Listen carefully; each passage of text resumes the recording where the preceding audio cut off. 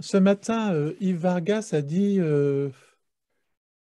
si possible, les intervenants de cet après-midi, évitez de lire votre papier qui sera publié dans la revue. Donc, je vais essayer de ne pas lire mon papier et d'inscrire mon introduction, mon intervention dans le prolongement de celles qui ont déjà eu lieu et de- d'improviser finalement. Une réflexion à partir de questions qui ont été soulevées depuis le début du colloque. Euh, je voudrais d'abord remercier La Pensée, Yves Vargas, mais aussi Stéphane Bonnery et les autres, pour avoir eu l'idée d'organiser ce numéro de revue de La Pensée sur Lefebvre. Euh, le, les marxistes de la mouvance de la Fondation Gabriel Péry ont déjà eu l'occasion à plusieurs reprises d'organiser des rencontres sur Henri Lefebvre qui m'ont toujours associé, je les en remercie, et qui ont souvent stimulé ma propre réflexion par les questions soulevées. Donc, dans Proclamation de la Commune, Lefebvre dit: je vais introduire mon livre par sa conclusion. Et la conclusion que je voudrais faire à mon intervention, c'est de susciter, de dire, ça serait vraiment formidable si ce colloque pouvait avoir une suite, parce que le contexte dans lequel il s'est produit a été particulièrement difficile. Disons qu'il y a eu le Covid qui nous a empêchés d'être en présentiel. Et c'est vrai que la présence et l'absence, si vous voulez, ont été pensées par Lefebvre. Mais là, le type de relation qu'on a avec Mexico, avec Paris, etc., bon, mériterait d'être pensé d'un point de vue philosophique et sociologique spécifique. Lefebvre a essayé de le faire dans le Cybernanthrope déjà. Mais je trouve qu'un un vrai colloque en présentiel serait vraiment intéressant parce que dans un colloque en présentiel, en plus des communications des intervenants, il y a les couloirs. Il y a les couloirs, c'est-à-dire les rencontres à côté avec les gens qui assistent. Et c'est toujours très, très productif, disons, un colloque en présentiel. Donc, il y a eu le Covid qui a désorganisé. Et puis, il y a quand même la guerre du Golfe, la guerre en Ukraine, si vous voulez, qui perturbe un petit peu nos représentations, qui nous remettent en cause. Et j'avais prévu une communication sur le journal des moments, et en l'écrivant, un jour Yves Vargas m'a dit, il faudrait quand même m'envoyer ton texte le plus vite possible. Il ne me tutoie pas, il me vous voit.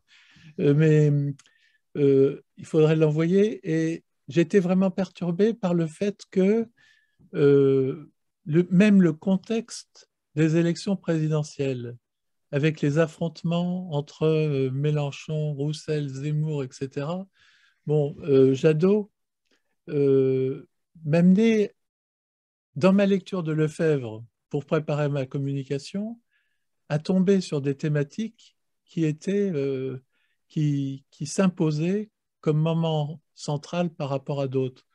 Par exemple, je devais travailler sur les moments, mais en fait, je me suis plongé dans de l'État parce que c'était quelque chose d'important. La question a été abordée hier sur le mode de production étatique.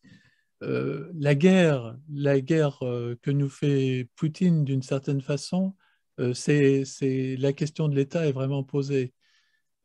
Après, dans la campagne électorale, il est question beaucoup d'écologie, de la lutte sur le climat, etc.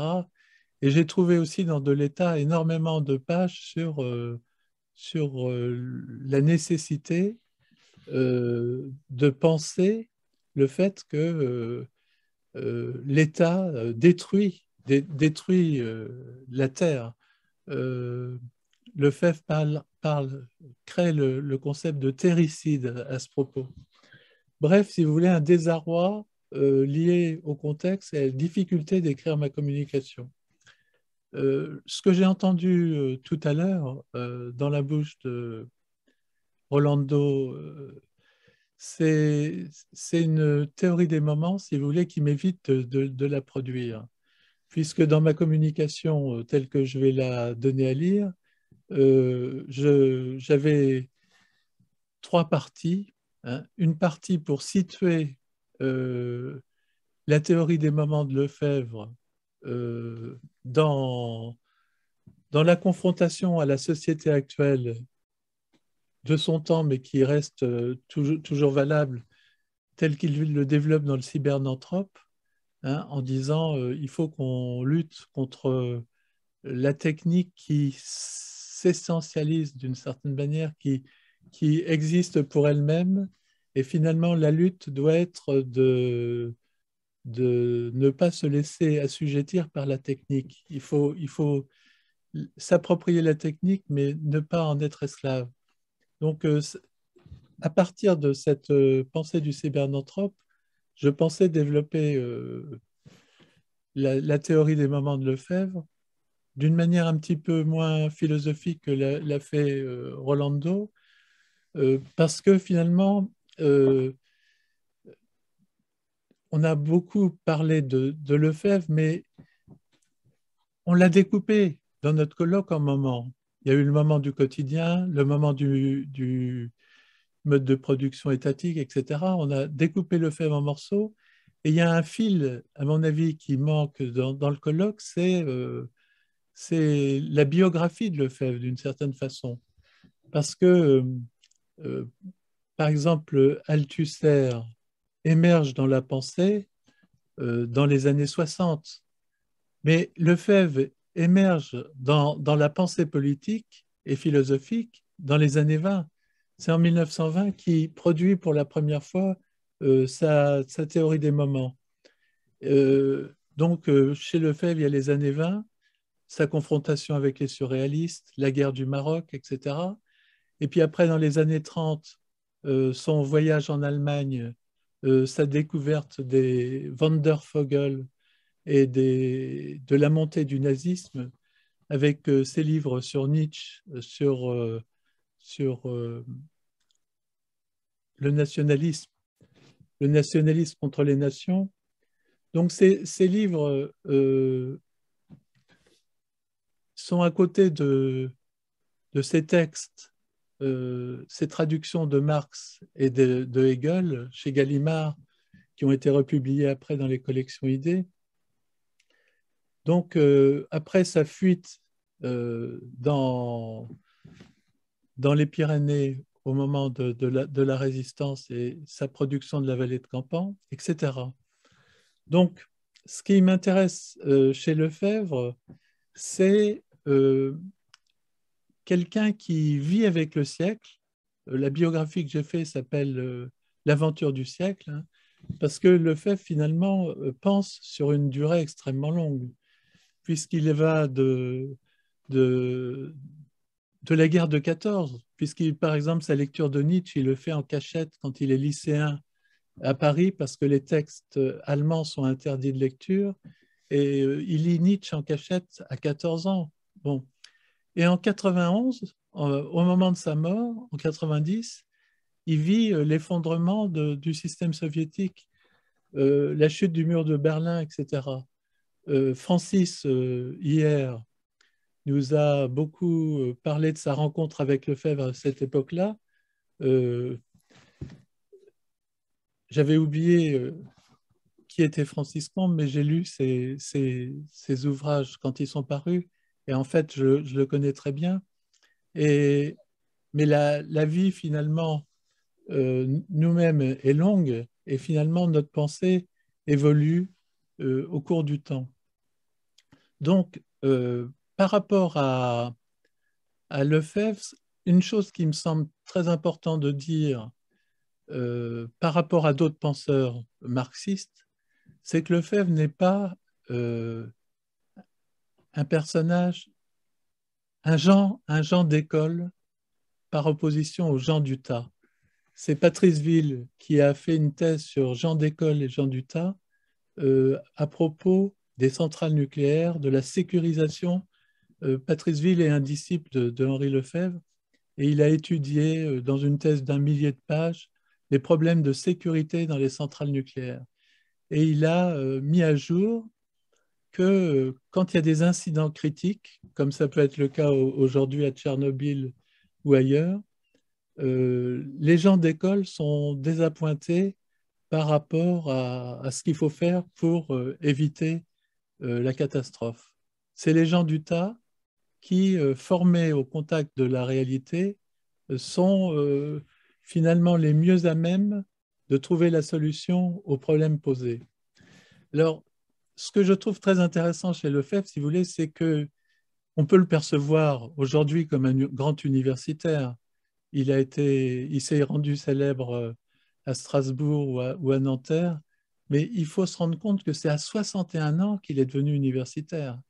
Avant, c'était quelqu'un qui allait d'ici, de là pour essayer d'assurer sa survie.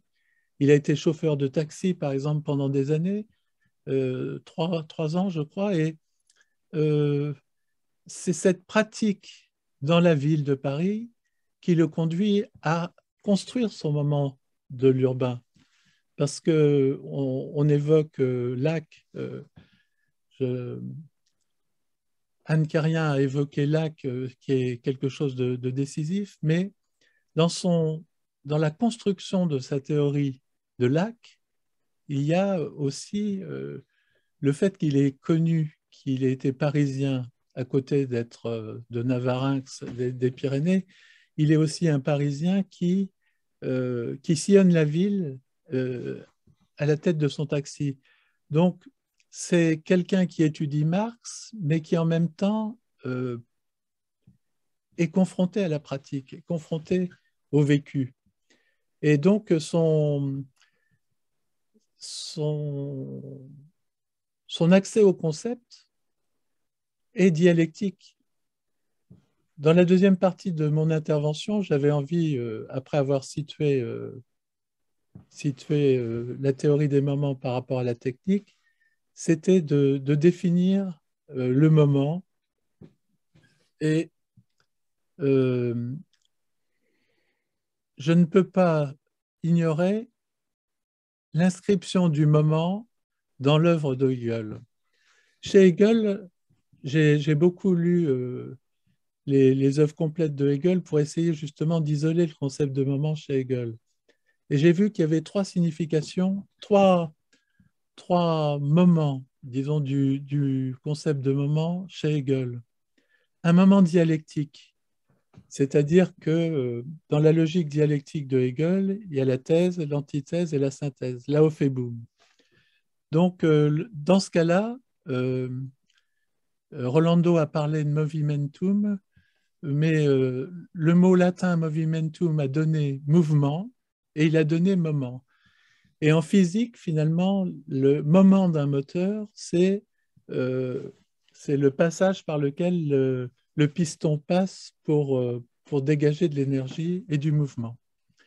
Donc, il y a dans l'œuvre de Hegel une force, une énergie dans le concept de moment qui est dynamique, en fait. Le deuxième moment chez Hegel, c'est le moment historique. Par exemple, il fait l'histoire de la philosophie à partir de figures.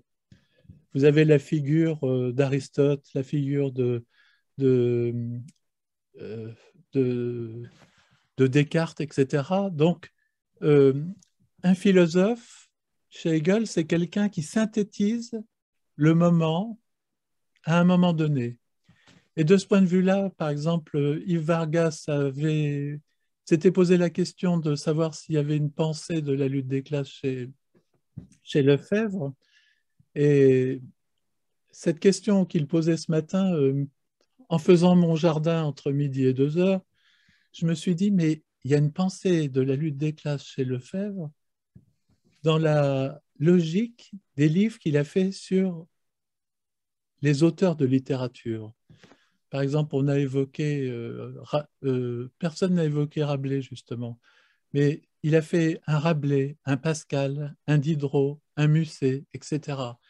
Et dans ces livres-là des années 50, ce qu'il essaye de montrer, c'est l'état de la lutte des classes à un moment donné. Par exemple, son Pascal est tout à fait extraordinaire de ce point de vue-là, ou le Rabelais, par exemple. Rabelais, c'est la volonté d'imposer la langue française contre le latin. C'est la lutte, c'est une lutte du peuple finalement contre le pouvoir des clercs. Bon. Et donc, chez Lefebvre, le moment historique, hein, il étudie des auteurs de la littérature française. À l'époque, il est prof de lettres dans un lycée quand il écrit ces bouquins-là. Donc, il écrit pour ses élèves de troisième ou terminale. Et en même temps, il réfléchit, il les présente d'un point de vue marxiste comme quelque chose, un état à un moment donné de la lutte des classes. Et là, il y a quelque chose de très hegelien parce qu'Hegel fait ça avec les philosophes. Lui, il le fait avec des hommes de lettres. Le troisième moment, le troisième moment du concept de moment, c'est la dimension anthropologique du moment. C'est-à-dire ce que Rolando a expliqué, euh, c'est l'aspect sociologique, disons, du moment, son inscription dans le social, dans la société. Il a parlé du moment de l'art, par exemple, ou du moment de la Révolution. Lefebvre dit que les moments ne sont pas infinis, mais que chacun d'entre nous peut construire ces moments. Par exemple, lui, il a développé le moment de l'amour dans La Somme et le reste, le moment du jeu, le moment de la justice. Et chacun d'entre nous peut réfléchir à ce qui le constitue comme moment. Par exemple, le moment du travail, le moment de la formation. En tant que prof de sciences de l'éducation, j'étais sociologue de formation. J'ai fait ma thèse avec Lefebvre comme Anne, mais je n'ai pas trouvé de travail comme sociologue au moment où j'entrais dans la vie et j'ai passé un concours de prof d'économie. Je me suis retrouvé prof d'économie en lycée.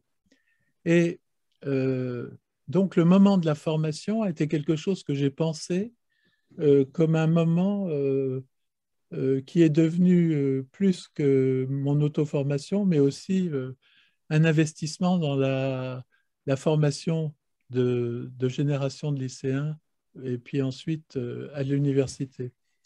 Donc, le moment de la formation, le moment, maintenant j'ai un jardin, le moment du jardinage, le moment de la peinture, le moment de l'œuvre écrite, de la philosophie. Alors, ce qui est très intéressant chez Lefebvre, c'est qu'en 58, au moment où le Parti communiste décide de se séparer de Lefebvre, euh, à ce moment-là, Lefebvre fait le point sur ces moments euh, et ceux qu'il a développés jusqu'à maintenant et ceux qu'il pourrait développer dans le futur. Et il y a un débat à ce moment-là dans son livre qui est intéressant. Sa discussion, son désaccord finalement avec les communistes, qu'il nomme dogmatiques, c'est que on lui reproche finalement cette théorie des moments, parce qu'on lui reproche finalement d'être philosophe et de vouloir faire de la philosophie avec la logique des philosophes et de ne pas respecter la logique politique, disons, de produire une œuvre déterminée par le comité central du parti. Donc Lefebvre dit, faire de la politique, c'est faire de la politique. À ce moment-là, les dirigeants politiques peuvent m'imposer une stratégie, un engagement pratique. Mais quand je fais de la philosophie, mes seuls critères, c'est ceux du philosophe. Et donc, son combat, finalement, des années 50, quelque part, je le résumerai dans cette revendication, hein, revendication de la dissociation positive. Lefebvre n'emploie pas le terme de dissociation, c'est Lapassade qui a surtout travaillé le concept, mais dans la théorie des moments, finalement, il y a un effort pour permettre à l'individu de se construire une totalité dans la diversité des moments. Et c'est vrai que quand on est dans le moment de l'art, si je fais une toile ou si je fais mon jardin, je ne suis pas dans le moment de la paternité, dans le moment de l'éducation, etc. Mais en fait, il y a une interaction continuelle entre les moments. Et ma manière d'être jardinier, c'est aussi celui d'un pédagogue, parce que j'associe à ma pratique du jardin mes enfants et mes petits-enfants, mes petits voisins, mes neveux et nièces, etc. Je fais un jardin pédagogique finalement. Et que mon voisin qui est viticulteur va faire un jardin selon d'autres logiques que les logiques du jardin pédagogique. Donc il y a une dispersion de la personne dans des... Et au 19e, on considérait les gens qui étaient dispersés comme ça comme des schizophrènes. Et ce que la Passade a montré, c'est que la dissociation dans le monde contemporain est quelque chose de positif, est une ressource pour le sujet pour s'accomplir. Le fait de parler plusieurs langues. Là, bravo à Rolando pour son intervention en français, il m'a beaucoup impressionné. C'est vrai que je ne pense pas de la même façon en allemand ou en français. Et chaque langue étrangère que je vais parler, j'ai essayé d'apprendre l'italien, euh, c'est sûr que je peux penser des choses que je ne peux pas penser dans ma langue maternelle, par exemple. Donc, chaque dissociation est une fragilité, mais c'est en même temps une ressource et une possibilité d'entrer dans le monde dissocié qui est le nôtre aujourd'hui. Donc, je vois chez Lefebvre, dans sa démarche, dans son mouvement, dans le mouvement de sa pensée, dans le mouvement de son œuvre, chaque livre devenant finalement un moment de l'œuvre. L'œuvre de l'homme, c'est lui-même, disait Lefebvre. Et c'est vrai que Rolando a montré l'articulation qu'il y a entre le travail de construction de la personne et la socialisation collective. Un moment, par exemple, le moment du travail, c'est à la fois vécu par le travailleur, mais c'est aussi un moment social, c'est-à-dire l'état du travail à un moment donné. Marx décrit bien ça dans le premier livre du Capital. Hein, on ne peut pas fabriquer des épingles à maillot de la même manière aujourd'hui qu'au XVIIIe siècle. Donc, il y a un état de la technique qui forme le moment du travail social à un moment donné. Et donc, voilà. Donc, pour conclure, ce qui sera l'objet de ma communication écrite, c'est que j'ai essayé d'éduquer, d'éduquer mes étudiants, mes élèves, en leur proposant de construire leur moment à travers l'écriture d'un journal. Dans un journal, on peut écrire des descriptions phénoménologiques de situations auxquelles on est confronté, des échanges intellectuels qu'on a, des lectures qu'on fait, etc. Et le mouvement d'écriture du journal, c'est ce que Lefebvre a appelé la méthode régressive progressive. C'est-à-dire, on est dans le présent, mais on peut aussi être envoyé au passé et à voir comment les contradictions se sont formées quand on est, par exemple, engagé dans une lutte à l'intérieur d'une entreprise ou d'un établissement scolaire, par exemple, d'où viennent les contradictions et la méthode régressive progressive, c'est tourner vers l'advenir. Qu'est-ce qu'on peut faire dans le sens du possible pour travailler? Donc, ma méthode j'ai pas inventé cette méthode-là. Elle a été déjà pratiquée par Marc-Antoine Julien, 1774-1848.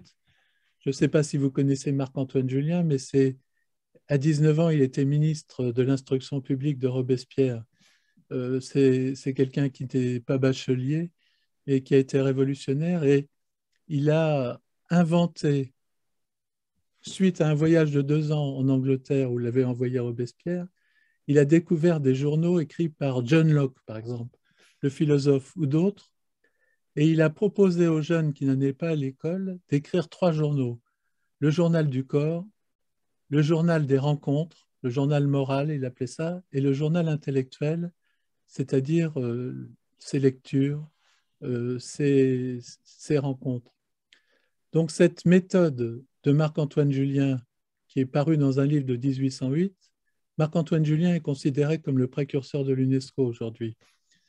Donc Marc-Antoine Julien a proposé aux jeunes de se former à travers l'écriture de ce journal, et c'est finalement cette méthode que j'ai reprise pour essayer d'instrumentaliser la construction des moments que Lefebvre proposait dans sa philosophie. Je termine ainsi. Merci Rémi S de cette intervention et d'avoir mis de la chair dans les concepts et les moments de Lefebvre. Juste, moi, je voudrais, juste, après évidemment, je me tais, mais je voudrais poser une question. En fait, c'était à propos d'un ressenti. Euh, Bon, vous avez parlé de l'Aufbung bon, chez Hegel, mais après votre propos, bon, qui veut dire quand même le dépassement, mais par conservation, hein, ce mouvement hegelien. Et après, tout de suite, vous avez évoqué aussi le moment anthropologique et sociologique. Et dans ce que vous avez dit, et vous avez fini par le journal des rencontres, en plus, c'est beaucoup moins hegelien que spinoziste, un petit peu, cette affaire, cette dispersion de la personne à travers des moments. Vous évoquez aussi le moment de l'amour dans la somme et le reste. Et c'est justement une éthique de la rencontre bon, chez Spinoza qui était absolument importante, une éthique de l'intensification de la joie ou de l'intensification de ce qu'on pourrait appeler la force de vivre ou la force d'être chez Spinoza. Est-ce que justement, bon, de ma question, est-ce qu'il y a un lien? Est-ce que Lefebvre a travaillé sur Spinoza? Voilà. Bon, par rapport, c'est peut-être totalement farfelu ce que je vous dis, hein, mais c'est le ressenti par rapport à votre propos. Voilà. Donc oui, non, ce que j'essayais de montrer en parlant de ça, c'est que la vie de Lefebvre a été très longue du point de vue de l'ancrage dans les débats théoriques, en fait. Et que tout ce qu'il a fait dans les années 30, dans les années 20, dans les années 30, était quelque chose d'important. Il faut se rendre compte, si vous voulez, que l'état de la philosophie marxiste notamment, mais aussi hegelienne, était beaucoup moins avancé en 1920 que dans les années 1950. Euh, Lefebvre dit lui-même que à la Sorbonne, on n'enseignait pas Hegel, quoi, à l'époque où il était étudiant. Donc, il y a eu toute une évolution. Et quand on voit, par exemple, la technique aujourd'hui, si vous voulez, et celle qu'on avait en 68, le fait qu'on ait des mails, par exemple. Euh, Rolando, je sais qu'il est très friand de documentation, de lettres de Lefebvre, etc., des textes écrits à la machine à écrire avec des fautes de frappe, etc. Bon, aujourd'hui, on est dans un autre monde au niveau de l'écriture. Bon, Sartre, par exemple, Sartre ne tapait pas lui-même ses textes, Lefebvre non plus. Donc, tous mes élèves, à partir de la troisième, ils rendent leur copie euh, dactylographiée. Bon. Donc, il y a une espèce de... On ne se représente pas aujourd'hui ce qu'était l'état de la philosophie en 1920, en fait.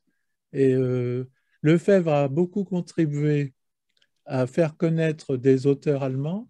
Vous évoquez Schilling, mais Hegel, Marx, euh, euh, Engels, etc., étaient très peu traduits à cette époque-là. Enfin, voilà quoi, c'est l'état des choses. Donc, on a reproché souvent à Lefebvre, par exemple hier, que il était peut-être pas très très précis dans ses référencements, etc. Mais il y a une espèce d'épaisseur, d'intimité de Lefebvre dans l'œuvre de Marx, par exemple, qui le dispensait à ses yeux de faire du référencement académique, quoi. Bon, c'est comme ça que je vois les choses. Et c'est bien que la communication puisse c'est vrai que le thème était vraiment important. Caractère hétérodoxe de la pensée de Lefebvre. Cette communication, je la lirai volontiers parce que c'est vrai que pour moi, euh, l'hétérodoxie est quelque chose de difficile à définir chez lui. L'hétérodoxie, c'est toujours par rapport à un centre. C'est percevoir l'autre comme périphérique, mais Lefebvre ne se sentait pas périphérique. Lui, il se sentait comme le vrai marxiste de son temps, quoi. Je ne sais pas si vous partagez le même sentiment en le lisant, mais il a l'impression d'être le marxiste de son temps, en fait. Moi, j'ai une préoccupation, peut-être que vous, Rémi, vous allez pouvoir m'éclairer. Ma préoccupation, elle porte sur l'écartement hors du Parti communiste français de l'époque d'Henri Lefebvre. Les raisons ne sont pas claires, ne sont pas si claires que ça. Euh, on ne peut pas dire qu'Henri Lefebvre ait fait des déclarations, alors je ne les connais pas, qui vont à l'encontre de la politique du Parti communiste de l'époque. On ne Non, voit pas très bien. Par mais si vous contre, voulez, vous connaissez l'histoire, vous connaissez le contexte. Il a été en Allemagne de l'Est, et il a eu entre les mains en allemand le rapport Khrouchtchev. Et il est arrivé à Paris, et dans sa cellule, ou peut-être dans une autre instance du parti, il a parlé du rapport Khrouchtchev. Et on lui a dit, mais Lefebvre, c'est toi qui l'as écrit, tu es un menteur. Et on l'a mis sur la touche du parti en pensant qu'il était le producteur du rapport Khrouchtchev. Donc, pour lui, ça a été une énorme déception parce que je pense, si vous voulez, là, récemment, dans les élections, un de mes anciens étudiants qui est militant de Mélenchon me dit, tu devrais voter Mélenchon. Lefebvre aurait voté Mélenchon. J'ai dit, pas du tout. Euh, je crois connaître Lefebvre et il aurait voté Roussel. Parce que Lefebvre a toujours été fidèle, même quand il était à l'extérieur du parti. Il avait une fidélité, une amitié profonde pour les communistes. Et je pense que il était très ami avec plein d'autres gens. Par exemple, j'ai rencontré Rocard chez lui, etc. Il connaissait tout le monde. Il était mondain. Il était mondain, Lefebvre. Il habitait à côté de Beaubourg, rue Rambuteau, et il recevait énormément de gens. Par exemple, j'ai rencontré chez lui Edgar Morin, bon, qui a été lui aussi en posture délicate avec le parti à cette époque-là. En fait, j'ai l'impression que il y avait chez Lefebvre une pensée, une pensée vraiment personnelle et qui agaçait un certain nombre de camarades qui étaient très dépendants de la ligne du bureau politique. Et en matière de philosophie, Lefebvre revendiquait le droit à la différence. Il a d'ailleurs écrit un livre qui s'appelle le Manifeste différentialiste, qu'on évoque trop peu souvent. Et je pense, moi personnellement, que c'est le parti qui s'est écarté de Lefebvre plutôt que Lefebvre du parti. Mais ça, c'est ma conception. oui, je reprends la parole, si Norbert le permet. Ah Euh, ben, pas de souci, pas de souci. La question sur le rapport Khrouchtchev ou le rapport attribué à Khrouchtchev, comme disait pendant quelque temps la direction du Parti communiste me paraît être peut-être pas la cause, parce que d'autres personnes se sont affrontées à l'appareil communiste sur cette question. Par exemple, De Santi, Jean Toussaint De Santi revenait d'un voyage en Italie et il avait lu dans l'UNITA le rapport Khrouchtchev. Il est arrivé à la Fédération des Bouches-du-Rhône et il a rencontré les responsables et leur a montré ce texte. Il leur a dit, mais je viens de le lire. Et ils lui ont dit, non, tu mens. Exactement le même propos. Le même propos, non, tu mens. Mais il n'a pas été exclu. Il n'y a pas eu d'exclusion. Et pourtant, De Santi avait, comme il explique, alors lui, il était vraiment schizophrène. Il écrivait d'un côté des textes conformes à ce qu'on lui demandait politiquement, et par ailleurs, il écrivait des textes philosophiques qui étaient tout à fait dans une logique différente. Comme il disait, il avait deux vestes, il accrochait sa veste d'un côté ou de l'autre, et c'est lui qui a quitté le parti. Il n'a pas été exclu. Mais le fait n'a pas été exclu non plus, il a été Oui, il a été suspendu. suspendu. C'est une nuance, à mon avis, très importante.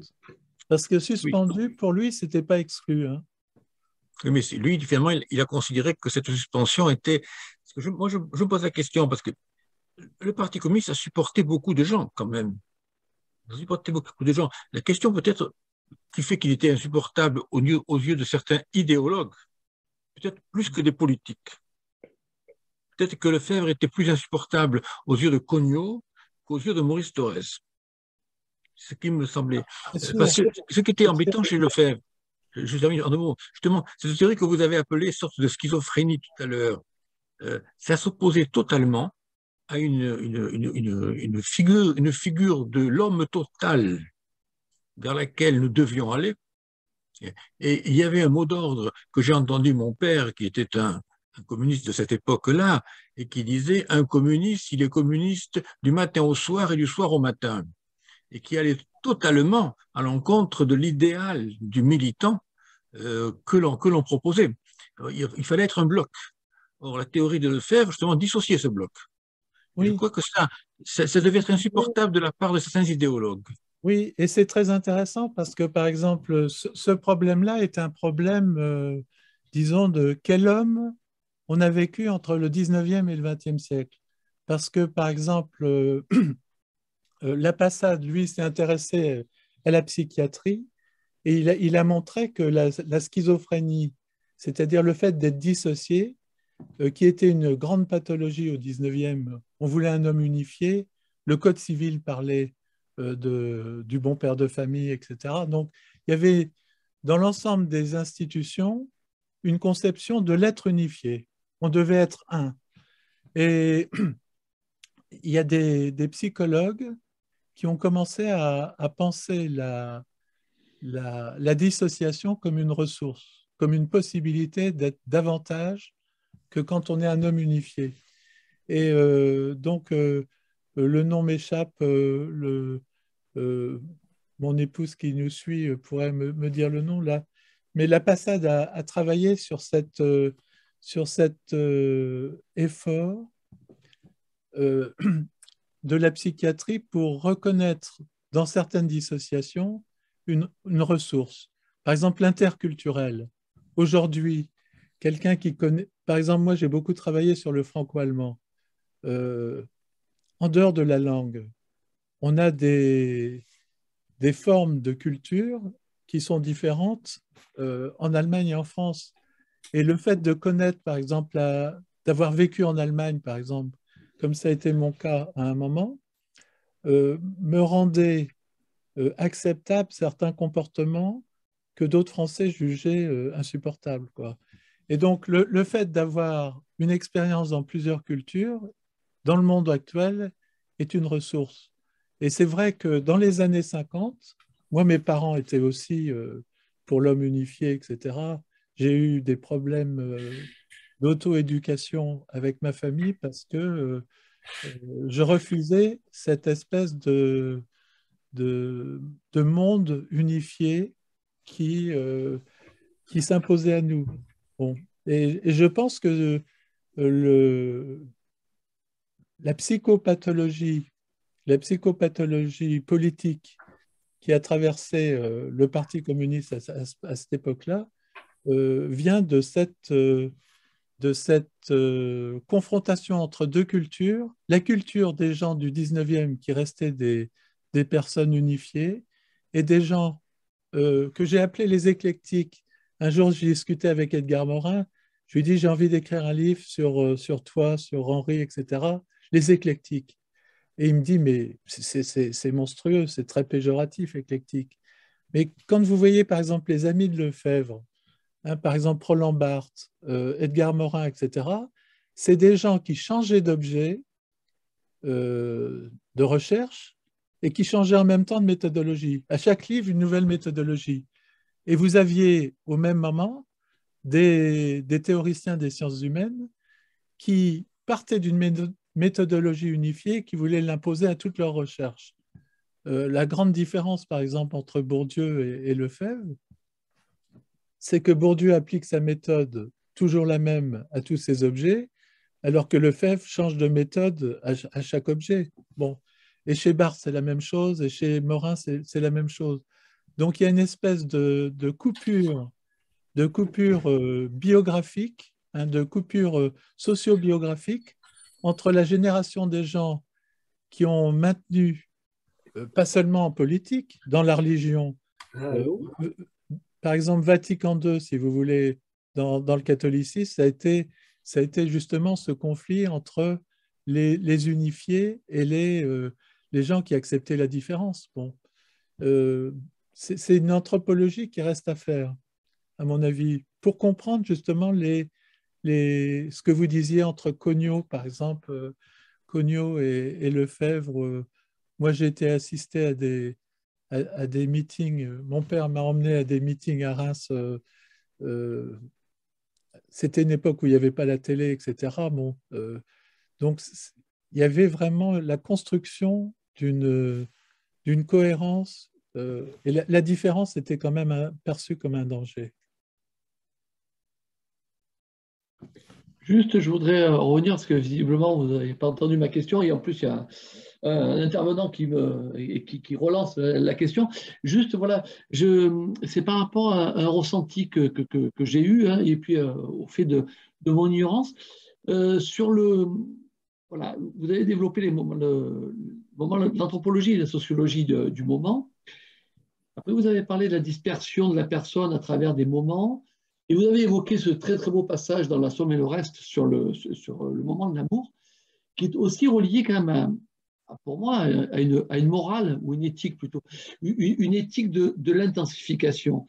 C'est-à-dire que chez Lefebvre, il y a cette idée, quels sont les moments qui vous intensifient le plus hein, on va parler du jardinage ou d'autres choses, mais là, pour moi, c'est pas du tout en référence à Hegel, mais plutôt à Spinoza. D'où ma question, est-ce qu'il y a, tiens, d'ailleurs, dans sa pensée, un moment spinoziste chez, chez Lefebvre? Voilà. Votre question est très intéressante. Je me la suis posée moi-même. Et c'est vrai que Spinoza n'est très très rarement cité par Lefebvre. Donc, je ne peux pas répondre à la question. D'accord. Je peux pas répondre à la question. Euh, il a étudié Descartes. Il a étudié Descartes. De cette période-là, il connaît très bien Malebranche. Il connaît Port-Royal, etc. Mais Spinoza ne semble pas être... Ça m'étonnerait qu'il n'ait pas lu Spinoza. Mais si vous voulez, peut-être que...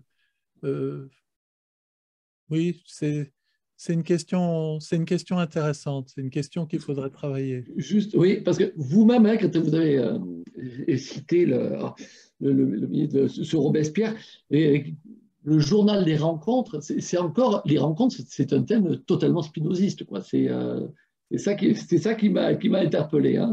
C'est tout Oui, aussi. Voilà. oui, c'est-à-dire que je parlais de Marc-Antoine Julien. Oui, L'intérêt de Marc-Antoine Julien, si vous voulez, pour moi, en dehors que c'est un révolutionnaire dont les archives sont à Moscou, parce que la famille a voulu les protéger de, des archives françaises finalement. Donc j'ai essayé, à l'époque où j'ai étudié Marc-Antoine Julien, d'aller à Moscou pour les consulter. Je n'ai pas pu. Mais Marc-Antoine Julien est quelqu'un de vraiment passionnant parce que il est comme Lefebvre, quelqu'un qui s'est formé dans la pratique. Il est sorti de l'école en troisième, il s'est retrouvé ministre de l'Éducation à 19 ans. Donc après avoir été l'ambassadeur de France de la Révolution, lors de la Révolution à Londres. Donc il a appris l'anglais, il a lu les auteurs anglais, etc. Donc il y a un côté, quand je parlais d'éclectisme qui déplaît à Morin, il y a le côté autodidacte, autodidacte chez Lefebvre. Il raconte sa façon de rentrer dans Hegel, par exemple, de façon très, très amusante dans La Somme et le reste. Un jour, il va voir Breton et Breton était un peu agacé par ce jeune homme et lui dit tant que vous n'aurez pas lu ça, c'est pas la peine de discuter avec moi. Il s'agissait de la phénoménologie de l'esprit de Hegel. Bon. Donc, Lefebvre se met à lire la phénoménologie de l'esprit. Mais il n'y a pas. Quand je parlais de Jean d'école et de Jean Duthat, il y a un côté Jean Duthat quand même chez Lefebvre, c'est-à-dire ces rencontres, le terrain qu'il fait, sa façon de circuler, qui le confronte à des auteurs. Donc tous les autodidactes ne sont pas des gens qui vont au fond des œuvres, comme Lefebvre l'a été, mais par rapport aux gens d'école. Par exemple, pourquoi Lefebvre est si peu travaillé en France? J'ai une hypothèse là-dessus, c'est qu'il n'a pas fait Normal Sup. Par exemple, Althusser a été porté par les normaliens et Lefebvre, lui, c'est les étudiants de Nanterre qui l'ont diffusé. Mais comme il disait aux étudiants, je ne veux pas faire école, faites votre œuvre. Par exemple, Louraud, son assistant, il lui a dit, tu enseignes ce que tu veux.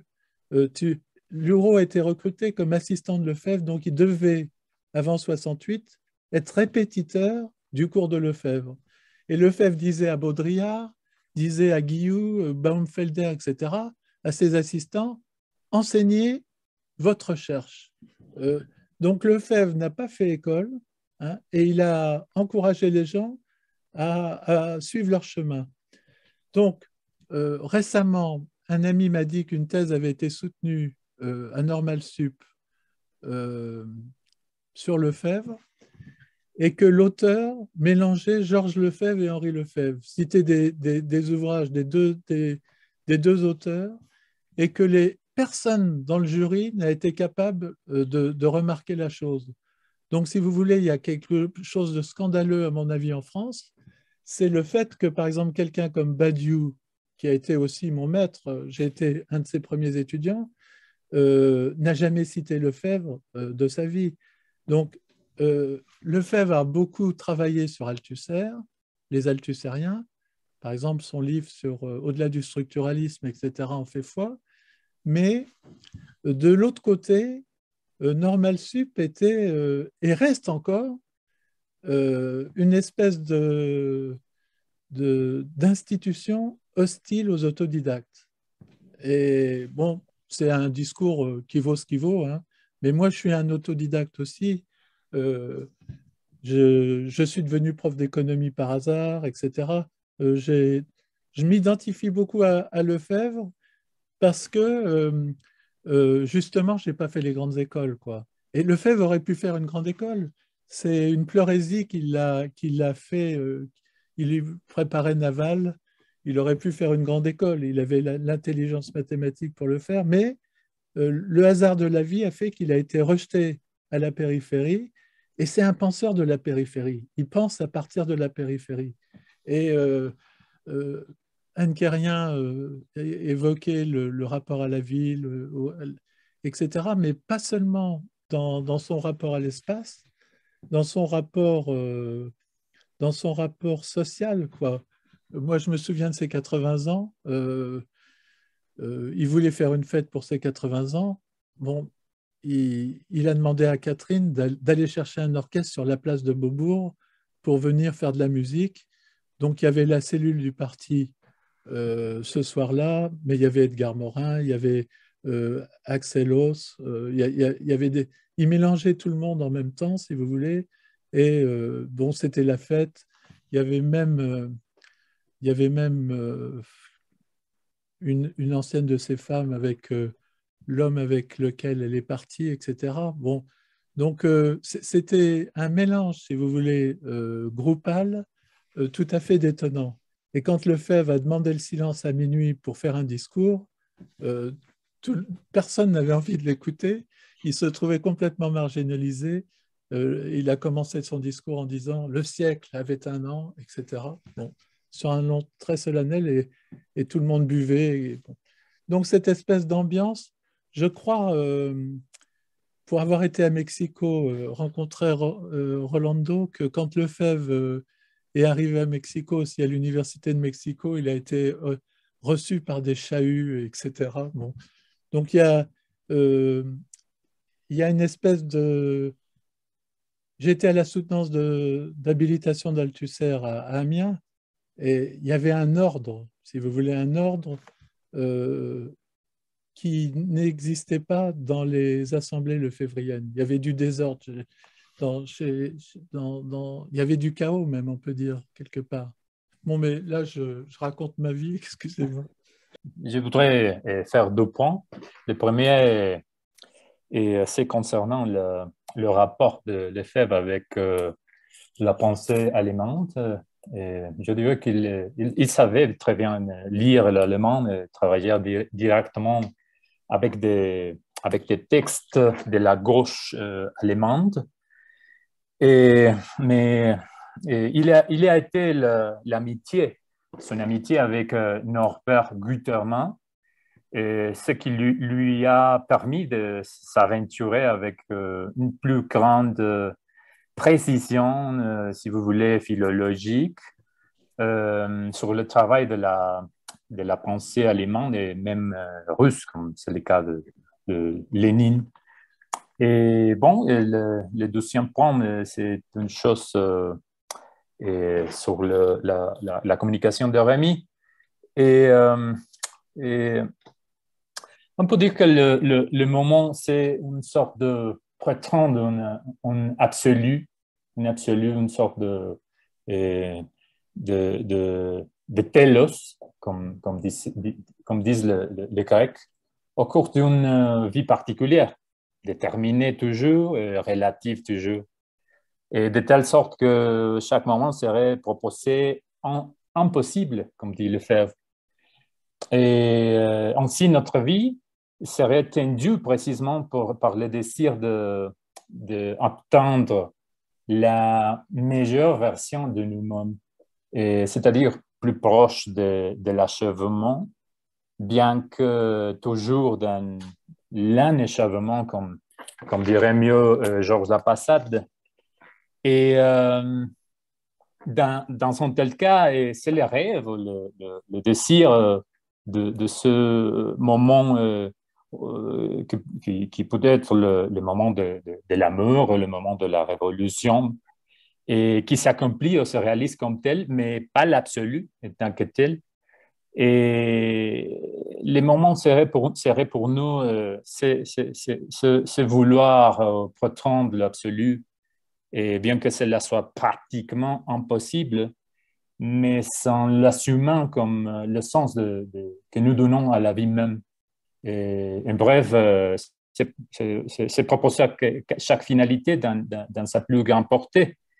Et bon, en paraphrasant Marx et en modifiant un peu sa formulation, et peut-être nous pourrions dire que la formation des moments, la revendication de cet absolu et cette totalité ouverte dans une vie inachevée toujours, serait comme la chose de l'histoire personnelle et même de l'histoire sociale même.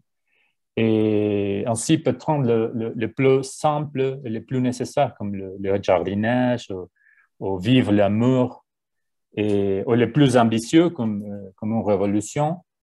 Et serait quelque chose qui reste toujours inachevé. Et ça, cela signifie que nous devions repenser avec les faits et les concepts même de révolution. C'est-à-dire, la révolution n'est pas un fait eschatologique, mais la tendance à une meilleure version de nous-mêmes ou pour simplement se rapprocher à cette version. Je ne sais si ça te dit quelque chose, Rémi. Oui, donc il y a deux choses qui me semblent importantes dans ce que tu dis. C'est d'introduire la notion d'inachèvement, parce que c'est vrai que le mot n'a pas encore été prononcé dans le colloque. Et c'est vrai que quand l'homme meurt, il n'a pas épuisé tous ses possibles. Bon, ça c'est sûr. Et le deuxième terme que tu as employé, c'est le problème de l'absolu. On ne l'a pas encore non plus prononcé le mot d'absolu. Mais dans la somme et le reste, Lefebvre dit un moment tend vers l'absolu, mais si on fait d'un moment un absolu, on détruit tous ces moments. La personne se détruit. Et il prend l'exemple du jeu. Jouer, c'est une très bonne chose, mais le joueur qui revend sa maison, sa femme le quitte, etc., tous ces moments se détruisent. Donc, il parle de l'amour fou aussi, comme limite du moment de l'amour. Donc, c'est vrai que quand on construit un moment, par exemple, quelqu'un qui découvre, c'est Michel Lobreau qui a étudié ça, l'apprentissage de la lecture. Il y a des enfants qui découvrent la lecture et qui se mettent à ne faire que de la lecture. Et donc, à ce moment-là, ils détruisent leur situation scolaire parce que finalement, l'école demande qu'on fasse aussi des maths, de l'histoire géo, etc., etc. Donc, faire d'un moment un absolu, hein, c'est détruire sa transversalité. Le mot a été employé par Anne Quérien tout à l'heure. La transversalité, c'est finalement l'ensemble des moments de la personne. Et donc, la bonne santé sociale chez Lefebvre, c'est de réussir à vivre le plus intensément possible ces moments. Ça, on tend vers l'absolu. L'intensité a été prononcée aussi, mais j'ai vu une question qui parle de Spinoza, que la limite de Lefebvre par rapport à Spinoza, c'est la notion de système. Que Lefebvre est contre les systèmes, parce que dans tous les systèmes, chez Lefebvre, il y a des reliquats, et c'est à partir des reliquats dans Métaphilosophie que se construit la révolution. La révolution, c'est la fédération chez Lefebvre de tous les reliquats laissés sur la route par le système qui vise à la totalité. Hein. Donc, faire d'un moment un absolu, c'est casser sa transversalité. Je ne sais pas si tu es d'accord avec moi, Rolando, mais c'est comme ça que... Et c'est vrai qu'il faut accepter l'inachèvement. Et en même temps, de tendre vers la réalisation du maximum possible, aussi bien au niveau individuel qu'au niveau d'une société. Oui, bien sûr. Ce serait le moment comme cette sorte de rapprochement à l'impossible dans la mesure du possible. Bravo pour cette conclusion.